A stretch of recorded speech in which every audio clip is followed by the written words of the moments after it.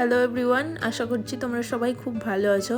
আজকে স্যাটারডে আর ছুটি আছে, তো আমরা দুপুরবেলায় খাওয়া দাওয়া করে একটু রেস্ট নিয়ে বেরিয়ে পড়েছি। আজকে আমরা যাচ্ছি অমৃত উদ্যান, রাষ্ট্রপতি ভবনের জাস্ট পিছন দিকটাই। ওটা ফেব্রুয়ারি আর মার্চেই খুলে 2 মাসের জন্য, ঠান্ডার সময়। মেনলি ওটা ফুলের জন্য খুলে, বিভিন্ন রকমের ফুল লাগানো আছে। আর সব থেকে যেটা দেখার মতো সেটা হচ্ছে এই টিউলিপ।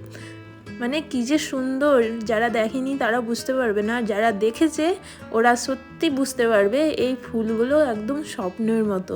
ওখানে আরও বিভিন্ন রকমের ফুল ছিল, সবকটাই খুব সুন্দর, কিন্তু আমাকে বিশেষ করে টিউলিপ গাছটা খুব সুন্দর লেগেছে। অনেক রকম কালারের ছিল, আর জায়গাটাও খুব সুন্দর, খুব শান্তি জায়গাটায় গিয়ে। এই ফোয়ারাটাতে দেখো একটু রেইনবো দেখা যাচ্ছে, তার সঙ্গে আমরা একটা ময়ূরও দেখতে পেয়েছি।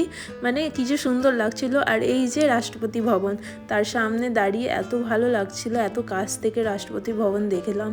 আর তার সঙ্গে ছিল এই গোলাপের বাগান, গোলাপের গন্ধতে চারিদিকটা একদম ভরে উঠেছিল। আর এই যে এই হাঁটার জায়গাটা আমাকে খুব সুন্দর লেগেছে, চারিদিকে গোলাপের গাছ আর মাঝখান দিয়ে হেঁটে যাও। তারপরেই চলে এলাম একটা স্বপ্নের মতো জায়গায়।